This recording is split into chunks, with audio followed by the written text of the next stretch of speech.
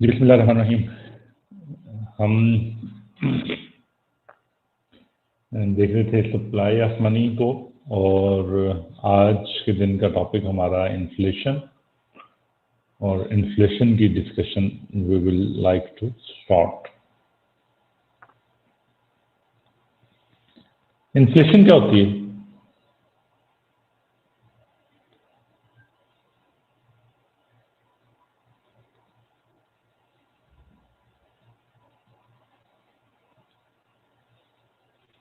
Rise in prices, ji.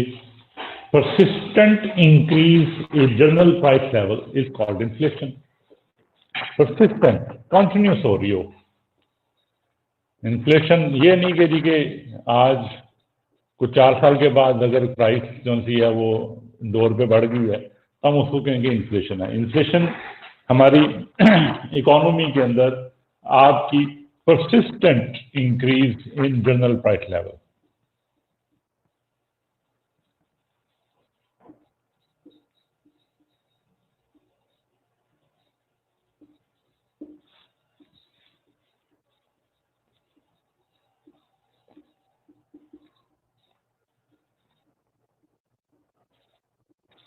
Inflation का ये मतलब भी नहीं है कि आपकी तमाम प्राइसेस इंक्रीज कर रही हैं।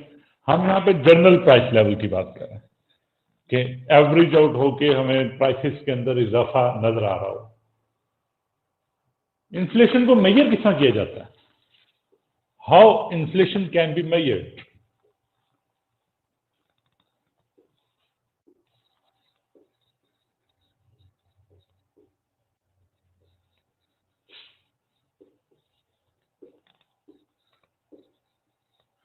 इन्फ्लेशन को मेजर किस तरह कर सकते हैं? इन्फ्लेशन को मेजर करने का जो मशहूर जमाना तरीका है वो कंज्यूमर प्राइस इंडेक्स के जरिए से, सीपीआई जिसको कहते हैं। CPI that means consumer price index.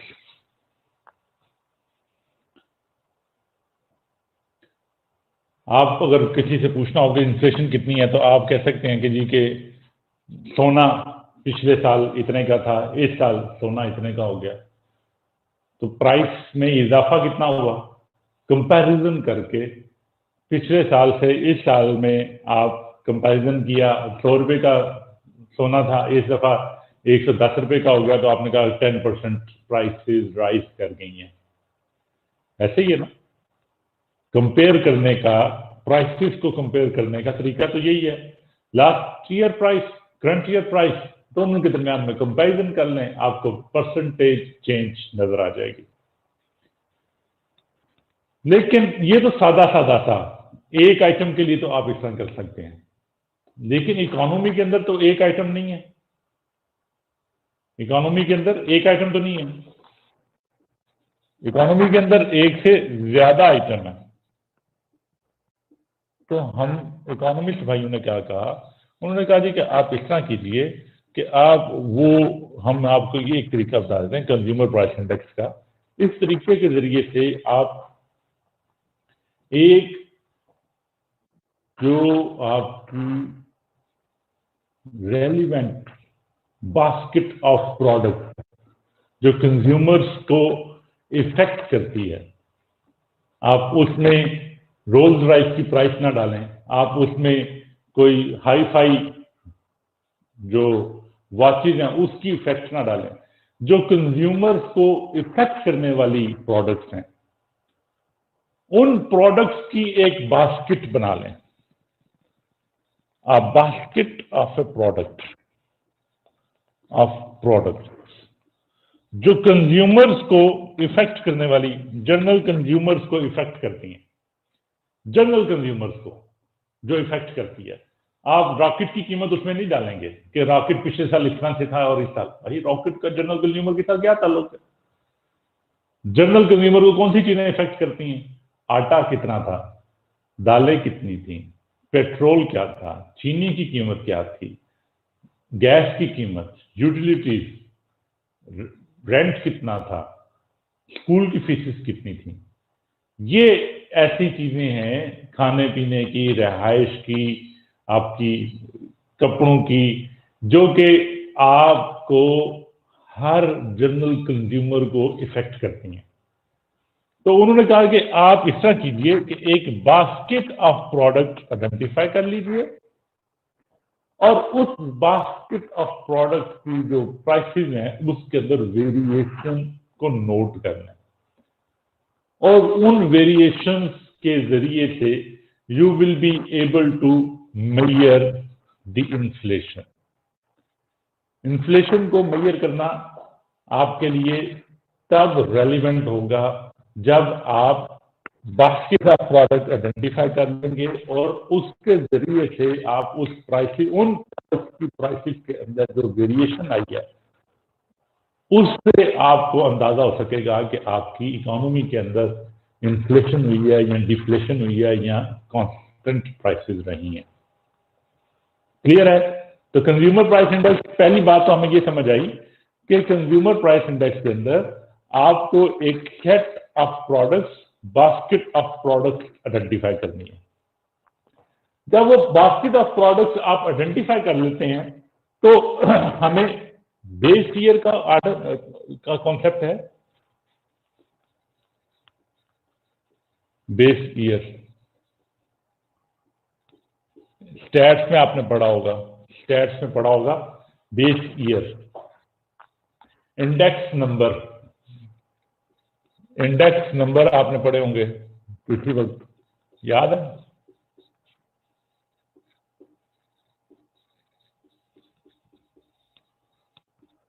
Index number ji, index number में क्या करते थे कि हमारे पास मुख्तलिफ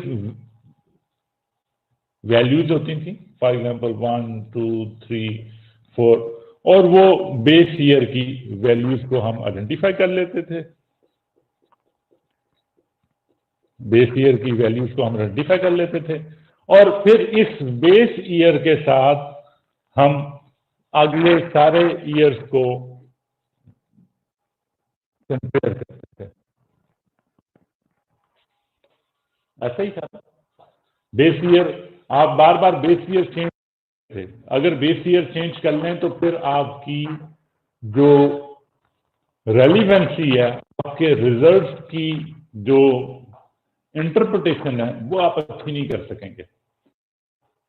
फॉर एग्जाम्पल यहाँ पे 1, 2, 3, 4 हमने कहा, ये 3 दिन से और 4, 10 आ गया, और यहाँ पे हमने कहा ईयर 2001 समथिंग जो भी था, इसमें 2, 3, 4, 5 हो गया, तो अब 9, 3, 12, 2, 14, 14 हो गया, और ईयर 2 आया तो इसमें 4, 5, 5 ये हो गया, 5, 10, 6 और 20, फॉर एग्जाम्पल ये 20 हो गया। तो अगर आप 20 को कंपेयर करेंगे 14 के साथ तो डिफरेंट कुछ और आया, और अगर आप 20 को कंपेयर करेंगे 10 के साथ तो डिफरेंस कुछ और होगा। आपकी इंटरप्रिटेशन, आपकी जो इंक्रीज इन प्राइसेस है वो कुछ और होगी। ऐसा ही है ना?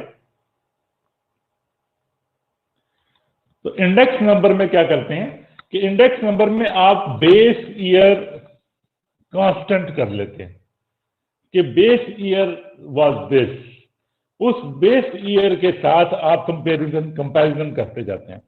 इसमें 14 होगी तो हम कहेंगे 40% इंक्रीज आ गई प्राइसेस के अंदर, और इसमें 10 से 20 हो गया तो हम कहेंगे हमारा सीपीआई इज 100। और सीपीआई को कैलकुलेशन आप इंडेक्स नंबर कैलकुलेशन किस तरह से करते थे? इंडेक्स नंबर आप कैलकुलेशन करते थे current year minus base year divided by base year, भी करते थे ना, मल्टीप्लाई बाय 100 करते थे। इधर आ जाए, current year for example 20, x1 के लिए 14 minus 10 divided by 10 multiply by 100, 140।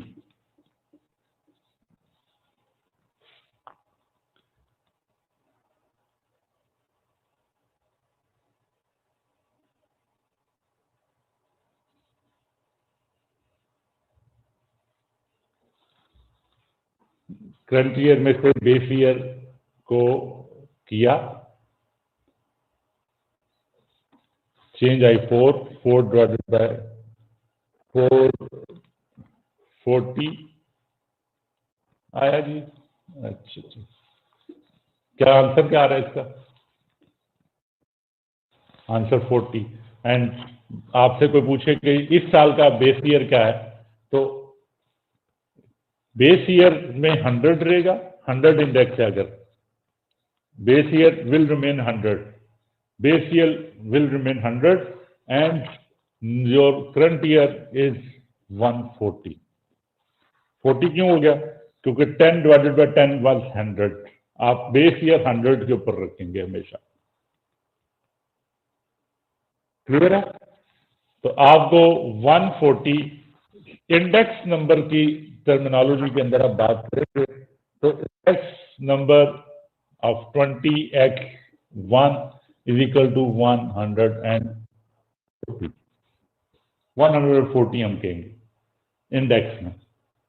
Index number की टर्मिनोलॉजी के अंदर हमने बेस ईयर को 100 कहना है, base year will be 100। Understand? और साइकिल स्टैंड और नॉट स्टैंड?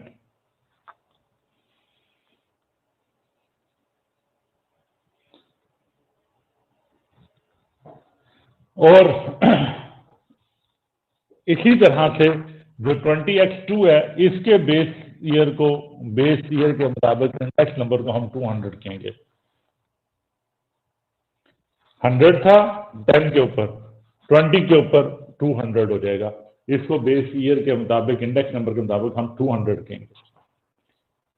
अच्छा, ये तो बात आ गई। चले कि जनाब ये आपने इंडेक्स नंबर आइडेंटिफाई कर दिए, 200 हो गया, 140 हो गया और 100 हो गया। ये इंडेक्स नंबर के हवाले से बातें आ गई। हमने ये पहले जो आपने स्टडीज की हुई है उसी के बेस के ऊपर। लेकिन इन्फ्लेशन किस तरह से कैलकुलेट होगी? इन्फ्लेशन इस तरह नहीं है कि जी ये 40% हो गई। ये इन्फ्लेशन तो ईयर टू ईयर बेस पे होती है ना। इंडेक्स नंबर बेस ईयर की बेस के ऊपर होता है, लेकिन इन्फ्लेशन तो होता है कि पिछले साल से इस साल आपकी कितनी वैल्यू बढ़ गई है। ऐसा ही होती है ना इन्फ्लेशन। इन्फ्लेशन ये तो नहीं कहते कि 1980 से और 2018 के दरमियान में इतनी इन्फ्लेशन हो गई है। इन्फ्लेशन की फिगर, इन्फ्लेशन की वैल्यू पर एनम के हिसाब से होती है, पिछले साल से इस साल के दरमियान की होती है। तो इंडेक्स नंबर आप कैलकुलेट करेंगे रूटीन के मुताबिक और करेंगे लास्ट ईयर और करंट ईयर। बेस ईयर की बात अब आप छोड़ देंगे। इंडेक्स नंबर्स आपके पास हैं लास्ट ईयर का। फॉर एग्जांपल हमारे पास आप current year 200 minus 140 divided by 140 multiply by 100। तो inflation will be like this. Calculate कर लें।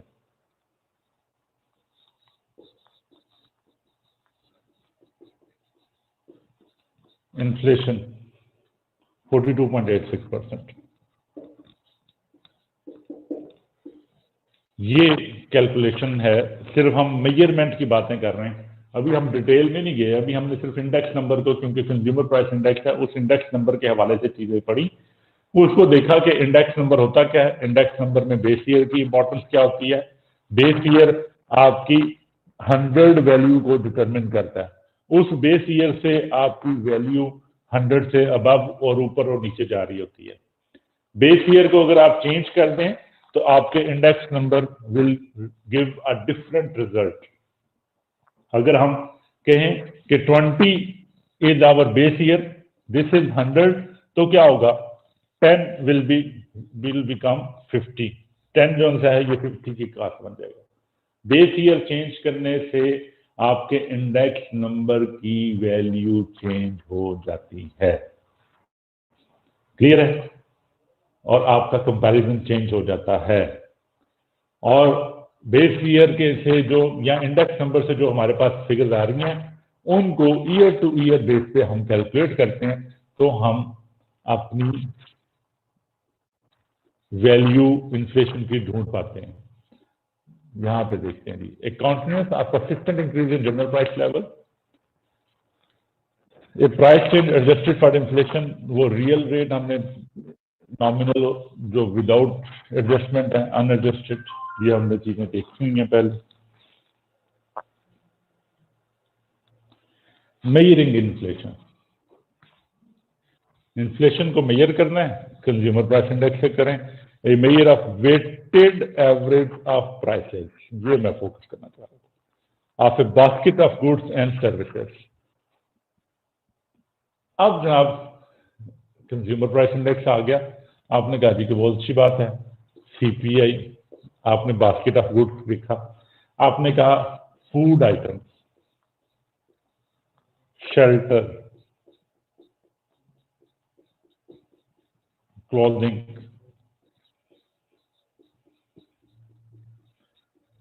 डिफरेंट आइटम्स हैं।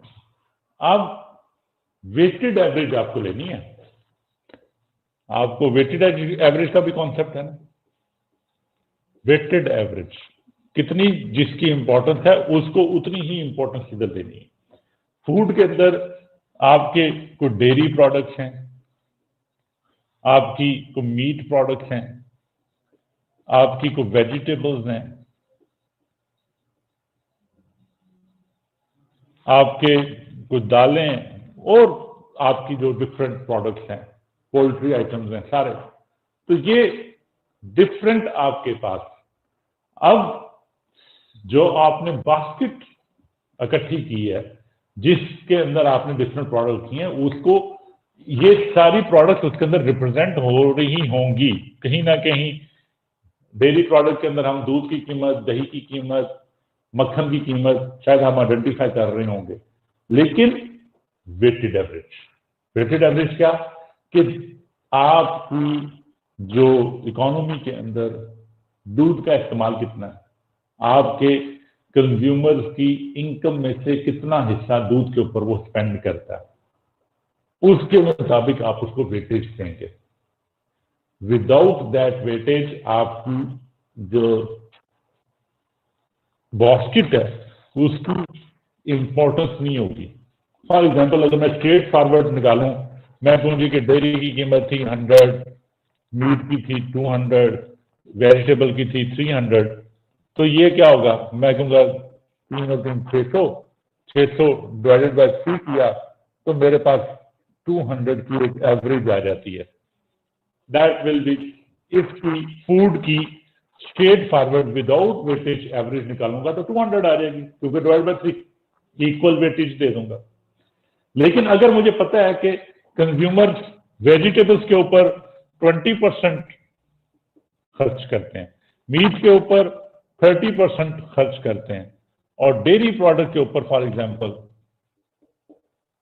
50% खर्च करते हैं, तो क्या होगा, अब मुझे वेटेड एवरेज इसी लेनी है, 50, 60 एंड देन 60,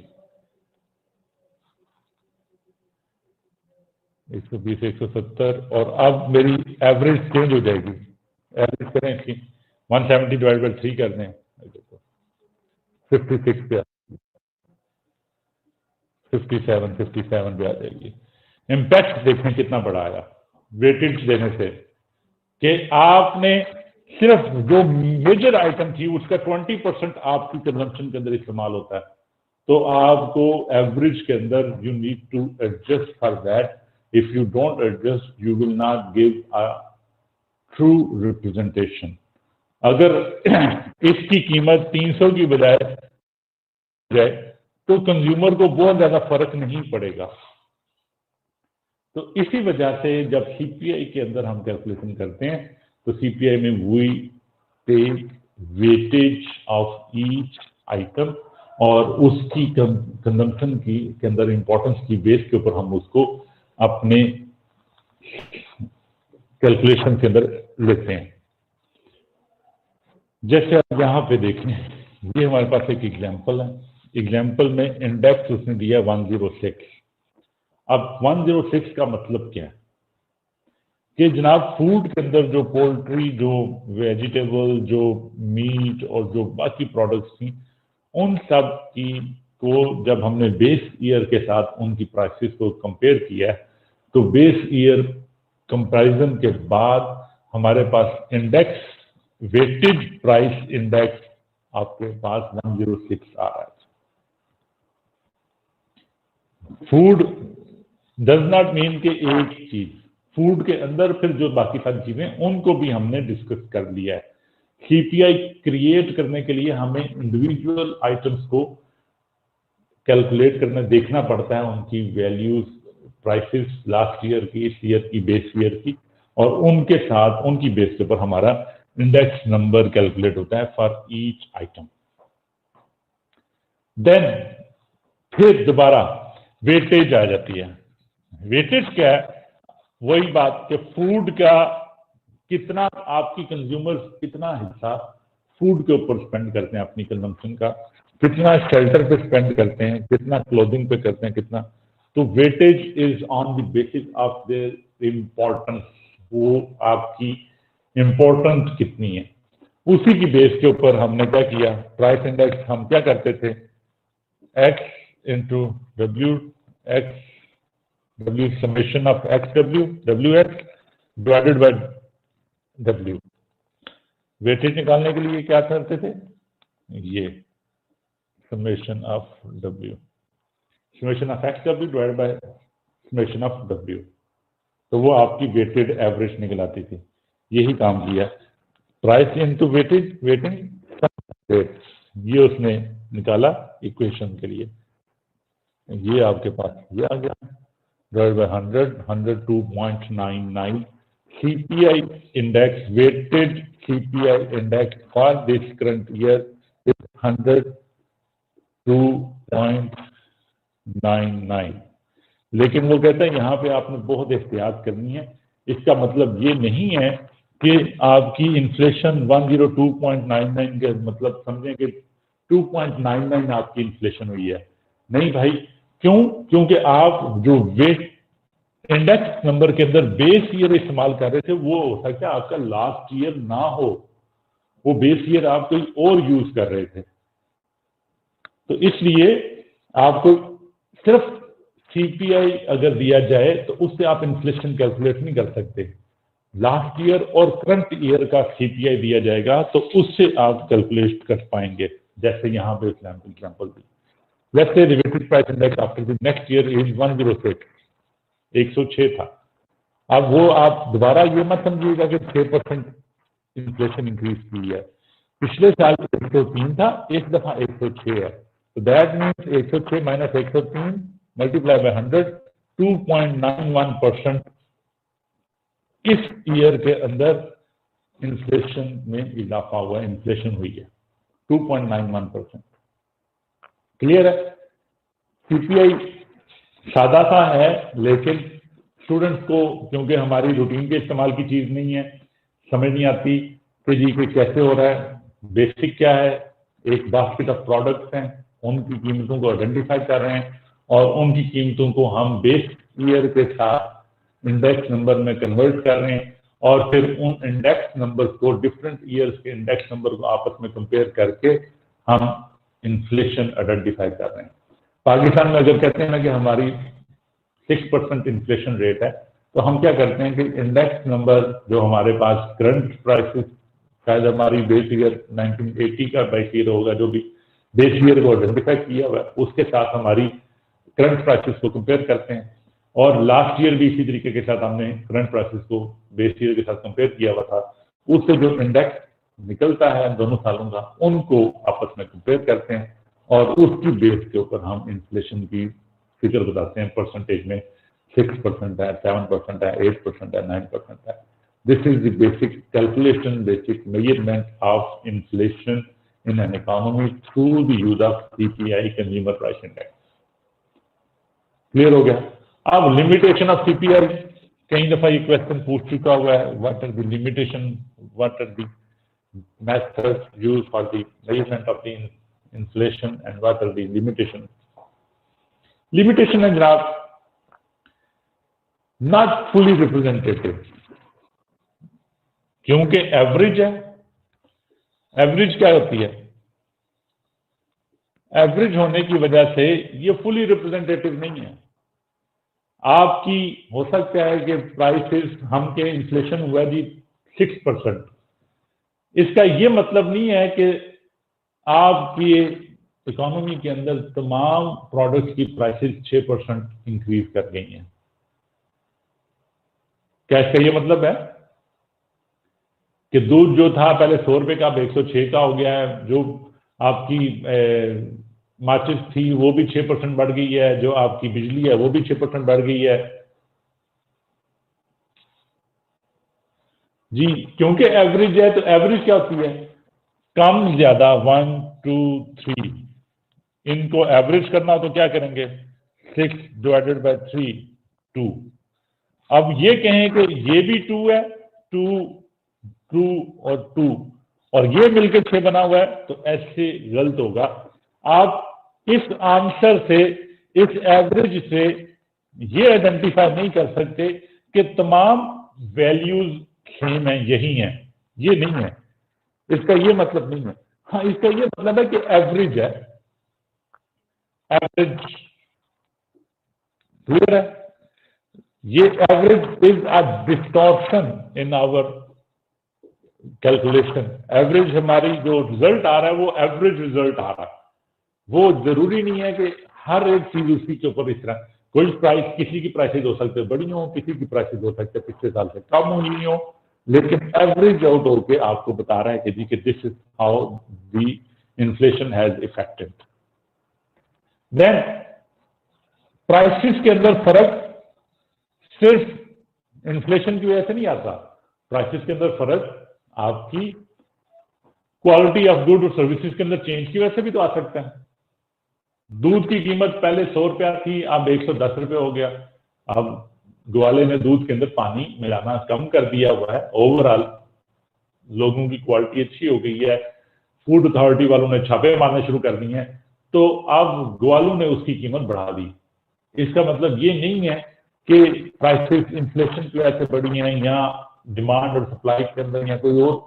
इसका फर्क यह है कि आपकी इकोनॉमी में कुछ और फैक्टर्स की वजह से, क्वालिटी ऑफ गुड्स की वजह से भी प्राइसेस बढ़ सकती है। लेकिन जब हम सीपीआई के अंदर डिस्कस करते हैं तो हम उस फैक्टर को निग्लेक्ट कर देते हैं। हम सिर्फ सारे के सारी जो प्राइस चेंज है उसको इन्फ्लेशन के खाते में ही डाल देते हैं।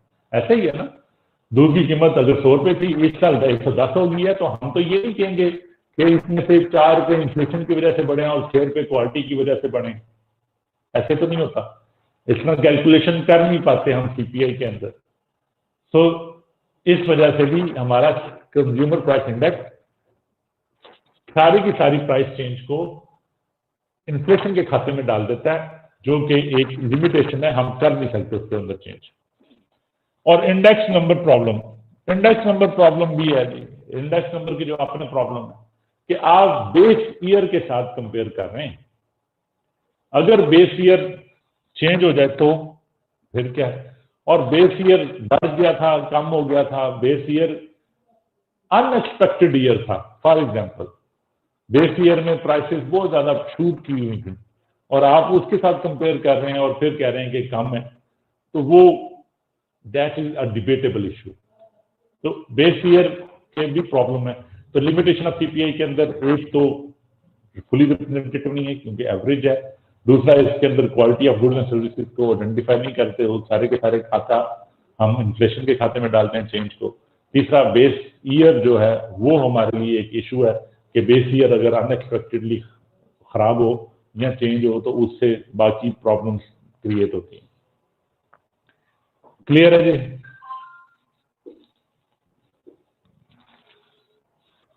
टाइप्स ऑफ इन्फ्लेशन, इन्फ्लेशन की डिफरेंट टाइप्स हैं। लो इन्फ्लेशन, लो इन्फ्लेशन क्या है? लेस देन 5% इन्फ्लेशन अगर आपकी इकोनॉमी के अंदर है तो उसको हम लो इन्फ्लेशन कहते हैं। फिर हाई इन्फ्लेशन, हाई इन्फ्लेशन 60 से 100% के दरमियान अगर आपकी प्राइसेस जो है में वेरिएशन है ओवर द पीरियड, तो उसको हम हाई इन्फ्लेशन कहते हैं। हाइपर इन्फ्लेशन क्या है? हाइपर इन्फ्लेशन है बेतहाशा मिलियंस ऑफ टाइम आपकी एनुअली प्राइसेस चेंज हो रही हैं। इस तरह का भी होता है। हाइपर इन्फ्लेशन की कंडीशन को देखी हमने, वार, बिल्कुल। हाइपर इन्फ्लेशन की कंडीशन कई जगहों पे नजर आ जाती है जब आपकी अनएक्सपेक्टेड कंडीशनैलिटीज होती हैं, जब आपकी इकोनॉमी के अंदर स्टेबिलिटी नहीं होती, इकोनॉमी में स्टेबिलिटी नहीं होती, इकोनॉमी में अनएक्सपेक्टेड फियर मौजूद है। उसके अंदर प्राइसेस वही जो आटा 10 रुपए या 30 रुपए किलो मिलता है, अगर स्केर्सिटी हो जाए, अगर कोई वार लग जाए, तो यही आटा शायद हमें 300 रुपए या 400 रुपए या 3000 रुपए में भी मिल सकता है। इसी तरह से इकोनॉमिक पॉलिसीज भी कई जगहों पे हमने देखा है, जिम्बाब्वे उसकी एग्जांपल लेटेस्ट, जिसके अंदर आपकी prices, value of money is decrease due to the policies of the nation. क्या आपने इतने ज्यादा करेंसी नोट इशू कर दिए कि जो करेंसी नोट्स के जरिए से एक्सचेंज का जो कॉन्सेप्ट था, वो वैल्यू ही सेटल नहीं हो पा रही थी। सर्कुलेशन में कितनी मनी इन सर्कुलेशन है वो आइडेंटिफाई नहीं, और बहुत ज्यादा आपने मनी इन सर्कुलेशन कर दी। उससे क्या हो गया? आपकी इकोनॉमी में प्रोडक्ट्स तो उतनी नहीं है ना। अगर मैं आप सबको कहूं कि यार सब 10-10 लाख रुपया पूरे पाकिस्तान में हम हर एक को 20-20 करोड़ रुपया दे देते हैं, तो क्या होगा? क्या होगा? पूरे पाकिस्तान में हर शख्स को, 22 करोड़ की आबादी को 22 करोड़ को हम 20-20 करोड़ रुपया दे देंगे, तो क्या होगा? हमारे रुपए की कदर गिर जाएगी। Value of money will decrease drastically. क्यों डिक्रीज करेगी? क्योंकि सब लोग लेके जाएंगे। अब पैसे हर शख्स के पास मौजूद होंगे, मार्केट में जाएगा, चीजें तो उतनी ही है, उतनी ही चीजें हैं। पानी की बोतल लेने जाएगा, फिर भी उतनी ही है।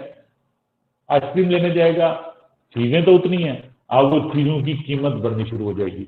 Value of money will decrease due to unnecessary circulation of money.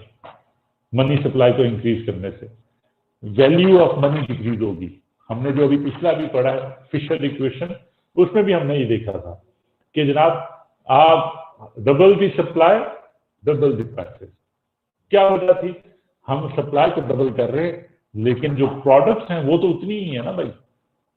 Products तो ऊपर से नहीं उतरनी। आइसक्रीम किसी को चाहिए, वो तो और एकदम से डबल नहीं हो जानी आइसक्रीम की प्रोडक्शन। आपको घर चाहिए, एकदम से डबल नहीं हो जाने घर की प्रोडक्शन। आपको स्कूल चाहिए, एकदम से डबल नहीं हो जाने। तो क्या होगा? थोड़े प्रोडक्ट्स होंगी, ज्यादा लोग उसको चेज कर रहे होंगे। Too much money chasing too few products, that will cause the inflation. और जहां पे जैसे जिम्बाब्वे में उन्होंने किया कि सरकारी जो स्टाफ था, जो सरकारी मुलाजिम थे, उनको तनख्वाहें दे देते थे पैसों के अंदर, और अच्छी खासी ज्यादा पैसों के अंदर तनख्वाहें देते। तो अल्टीमेटली क्या हुआ कि वो उनकी जो मनी की वैल्यू थी वो बहुत कम होगी। वो बेचारे अपने पैसे शापरों में, बोरों में भर के लेके जाते थे एक डबल रोटी की का प्रोडक्ट लेने के लिए। तो आपके सामने हाइपर इन्फ्लेशन की सिचुएशन भी आ जाती है। जी, purchasing power of money will decrease, value of money will decrease by increasing the supply of the money. यह हमने अभी पिछले क्लास में पढ़ लिया। तो ये डिफरेंट टाइप्स ऑफ इन्फ्लेशन है, low inflation, high inflation, hyper inflation. Hyper inflation के बाद फिर डिफ्लेशन। डिफ्लेशन क्या है? प्राइसेस डिक्रीज हो रही हो, prices decreasing trend, deflationary trend के ऊपर है। आपकी लोगों के अंदर सख्त नहीं है प्रोडक्ट परचेज करने की, प्राइसेस जिसकी वजह से डिमांड नहीं है और सप्लाई मौजूद है, प्राइसेस कम होती जा रही हैं, डिफ्लेशनरी कंडीशन।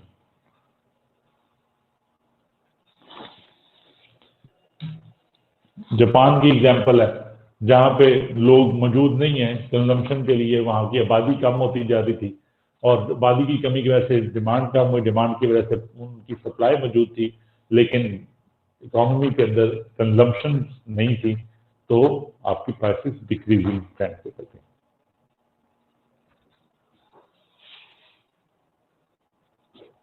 डिफ्लेशन हम टाइप ऑफ इन्फ्लेशन के अंदर ही पढ़ रहे हैं, प्राइसेस डिक्रीज हो रही हो जहाँ पे, उसको हम डिफ्लेशन कह देते हैं।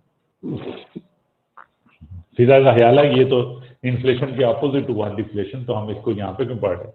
तो हम टाइप्स ऑफ इन्फ्लेशन के अंदर ही पढ़ रहे हैं। अच्छा जी, स्टैगफ्लेशन क्या है जी?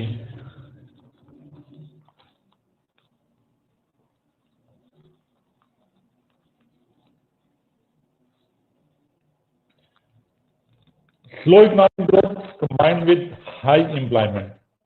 इकोनॉमिक ग्रोथ भी कम है, अनएम्प्लॉयमेंट भी ज्यादा है, leading to economic stagnation. Economic cycles के अंदर पढ़ा था कि आप डाउनवर्ड ट्रेंड जब शुरू होता है, stagnation, high inflation and reduce gross domestic product.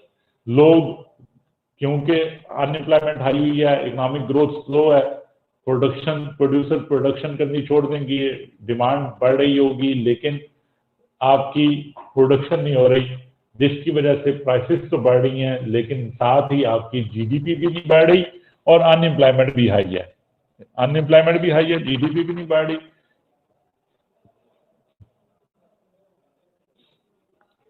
जी अलीशा का ख्याल पूछ रही है कि जापान में पॉपुलेशन कम कैसे हो गई थी। जापान का एक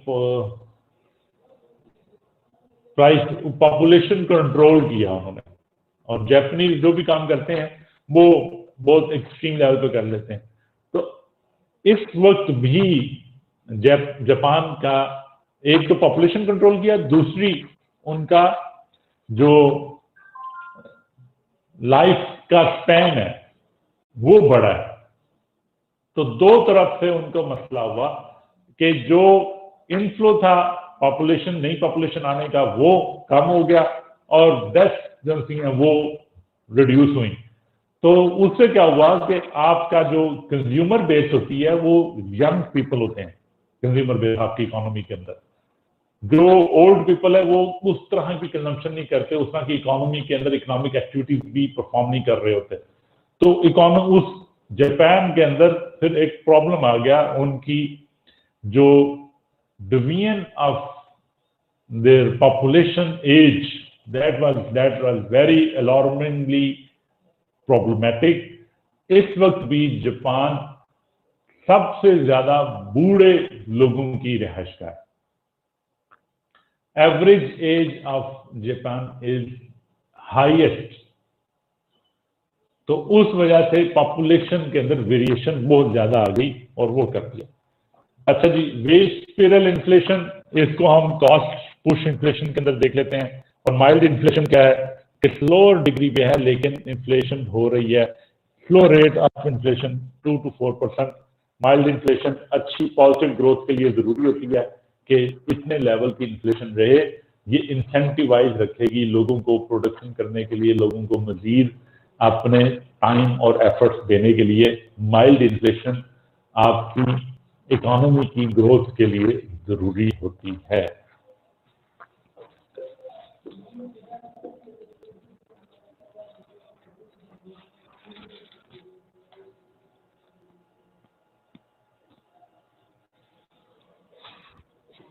अच्छा जी, हम पहले कॉजेज ऑफ इन्फ्लेशन देख लेते हैं। इन्फ्लेशन के अंदर हमारे पास दो कॉजेज है।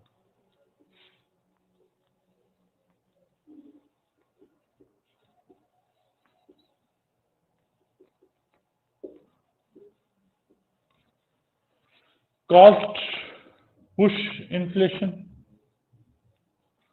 और demand pull inflation. Cost push inflation क्या है कि आपकी इकोनॉमी के अंदर जो प्रोडक्शन करते हैं उन प्रोडक्शन की प्राइसेस बढ़ गई हैं, प्रोडक्शन की कॉस्ट बढ़ गई है, और जो प्रोड्यूसर्स हैं उन प्रोड्यूसर्स को अपनी प्रोडक्ट की प्राइसेस बढ़ाना पड़ गई हैं। This is called cost push inflation. Example क्या है? वेजेस बढ़ाने, वेजेस में इजाफा करेंगे तो क्या होगा? कॉस्ट ऑफ प्रोडक्शन बढ़ेगी। कॉस्ट ऑफ प्रोडक्शन बढ़ेगी तो जागो जागो जागो सुबह हो गई। हाँ जी, हेलो, आवाज आ रही जी? चले, कोई ना कोई तो जाग रहा है। वेजेस बढ़ेंगी, प्राइसेस बढ़ जाएंगी, यूटिलिटीज की कीमतें बढ़ेंगी, बिजली की कीमतें, पेट्रोल की कीमतें बढ़ गई, प्राइसेस बढ़ जाएंगी।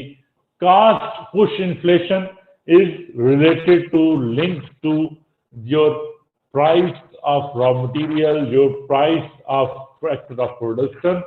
रेंट बढ़ गया, आपकी कॉस्ट पुश इन्फ्लेशन हो जाएगी। प्रॉफिट्स के लिए लोगों ने इंटरेस्ट बढ़ गया, सूद बढ़ गया, कॉस्ट पुश इन्फ्लेशन हो जाएगी। तो आपकी ये जो मामलात हैं जो कि आपके रिलेट करते हैं कॉस्ट ऑफ प्रोडक्शन के साथ, इनके अंदर अगर वेरिएशन आएगी तो that will call as cost push inflation. Economy के अंदर कॉस्ट पुश इन्फ्लेशन का ये बायस बनेंगे। और डिमांड पुल इन्फ्लेशन क्या है? Demand pull inflation aggregate demand की बात करें। जब एग्रीगेट डिमांड इंक्रीज हो गई, प्रोड्यूसर्स प्रोड्यूस ना कर सके और एग्रीगेट डिमांड में इजाफा हो गया, तो आपकी इकोनॉमी के अंदर डिमांड पुल इन्फ्लेशन होगी। ये कैसे हो सकती है? For example, consumer number of person, population में इजाफा हो गया, हमारी कंजम्पशन के अंदर इजाफा हो गया, कंजम्पशन लेवल के अंदर इजाफा हो गया, लेकिन प्रोड्यूसर उसके मुताबिक गुड्स प्रोड्यूस ना कर सके, तो आपकी डिमांड बढ़ेगी और प्राइसेस इंक्रीज हो जाएगी। तो basically two causes of inflation है, two types of causes of inflation.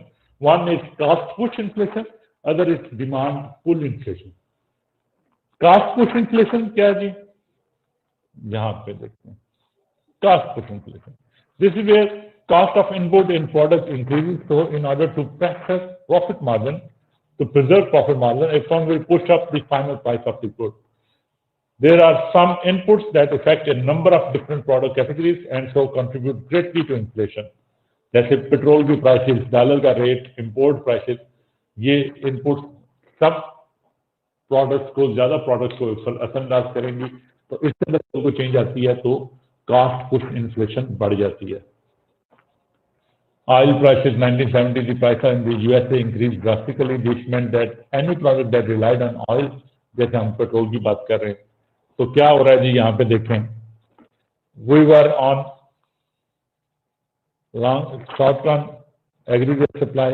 This prices increase हुई, prices increase होने की वजह से क्या होगा? आपकी कॉस्ट पुश इन्फ्लेशन हुई, आपकी कॉस्ट ऑफ प्रोडक्शन बढ़ी। कॉस्ट ऑफ प्रोडक्शन बढ़ने की वजह से क्या होगा? अब लोग विलिंगली रहेंगे इस प्राइस के ऊपर इतनी प्रोडक्ट परचेज सेल करने के लिए, सप्लाई करने के लिए। So ultimately they will shift, prices increase करने के लिए शिफ्ट करना पड़ेगा, और वो प्राइसेस इंक्रीज करने के लिए शिफ्ट आपकी short run aggregate supply curve will shift like this. और अगर प्राइसेस फिर भी बढ़ रही होंगी आपकी प्रोडक्शन लेवल की, उससे आपकी जनरल प्राइस लेवल बढ़ गई, प्रोडक्शन की प्राइसेस बढ़ रही होंगी आपकी, फिर जो आपकी cost push inflation will cause increase in prices, general price level through this mechanism.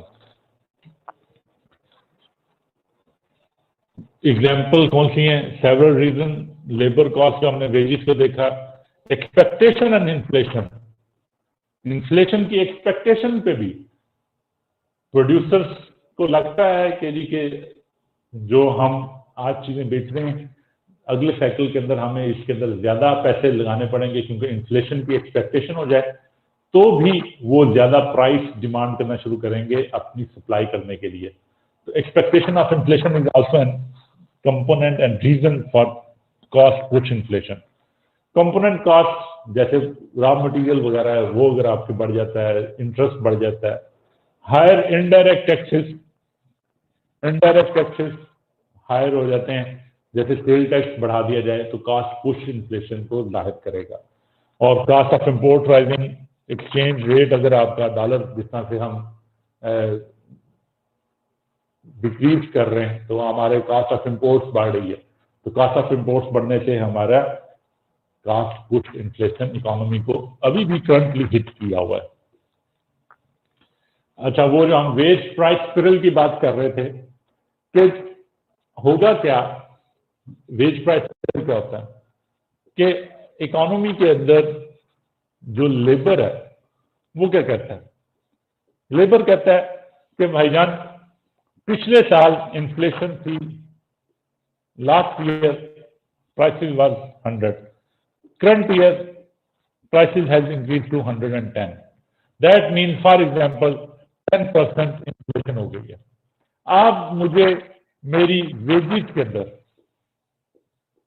Prices, आप मुझे मेरी वेजेस के अंदर इजाफा करें, जो मेरी वेजेस थी 100 इसको भी 110 कीजिए ताकि मेरा ये जो इन्फ्लेशन का गैप था ये मैं गैप कवर कर लूं। ऐसे ही करते हैं ना कि जी बिजली की कीमतें बढ़ गई हैं, बच्चों की फीसें बढ़ गई हैं, पेट्रोल बढ़ गया है, घर का किराया बढ़ गया है, तो इन्फ्लेशन हो गई है। तो इन्फ्लेशन की वजह से वो लेबर आती है, लेबर फोर्स आती है, वो कहती है कि आप मुझे कंपनसेट कीजिए और मुझे 110 रुपये मेरी वेजेस कर दें करंट ईयर के लिए अंदर, ताकि मैं अपना मामले को आगे बढ़ा सकूं। लेकिन जब करंट ईयर में आपने 110 किया तो अगले साल क्या होगा, अगले साल प्राइसेस हमने देखा है कि ये कॉस्ट पुश इन्फ्लेशन का बायस बनेगा, कॉस्ट पुश इन्फ्लेशन का बायस बनेगा, ऐसा ही है ना। तो आपकी जनरल प्राइस 110 पे शायद पहुंच जाएगा, तो फिर क्या होगा, दोबारा से लेबर आएगा, वो कहेगा जी कि ये देखें अब तो करंट ईयर में तो 120 हो चुका हुआ है, अब 10% 20% और इजाफा हो गया, आप मुझे मेरी 110 की वेजेस आप भी ये भी मुझे 120 करें तक। तो ये continuously with the increase of wages we will be having this situation जहां पे कॉस्ट पुश इन्फ्लेशन की वजह से जनरल प्राइस लेवल में मजीद इजाफा होता जाएगा। वेजेस में इजाफा करके लेबर ये समझता है कि हम अपनी इन्फ्लेशन को कंपनसेट कर लेते हैं, लेकिन अल्टीमेटली लेबर को ही वो इजाफा पे करना पड़ रहा होता है through the rise in prices. वो प्राइसेस में, क्योंकि प्रोड्यूसर्स तो वेजेस अगर ज्यादा देंगे तो अपनी प्राइसेस को बढ़ा देंगे और कॉस्ट पुश इन्फ्लेशन का बायस बन जाएंगे। और अगर ये कहें कि नहीं सर ये देखें अगले साल में भी इतना पैसे आने लगे, आप मुझे 150 कर दें, 150 कर दें, अगले साल की भी इन्फ्लेशन को मुझे कंपनसेट करें, तो ये लेबर अपने तौर पे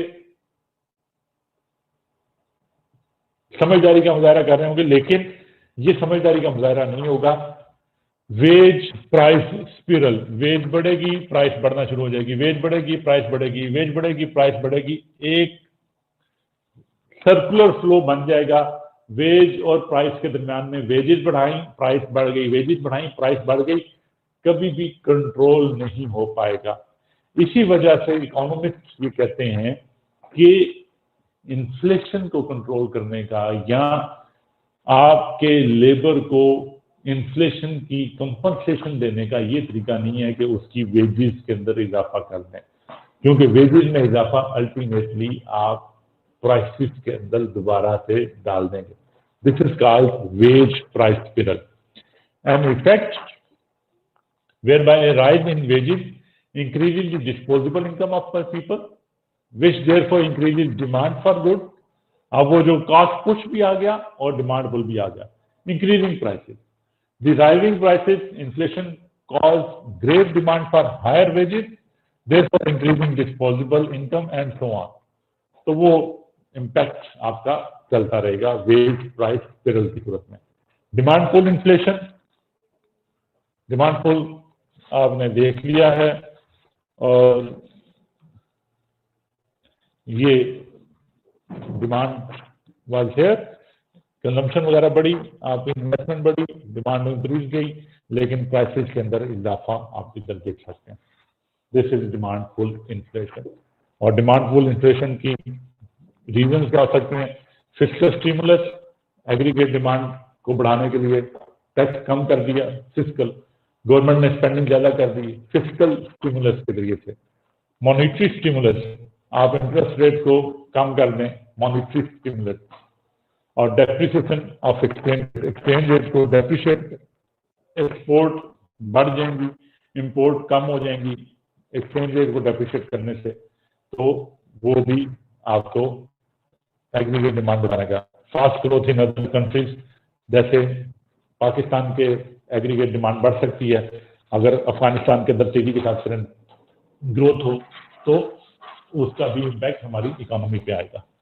डिमांड पुल इन्फ्लेशन को इम्पैक्ट करेगा.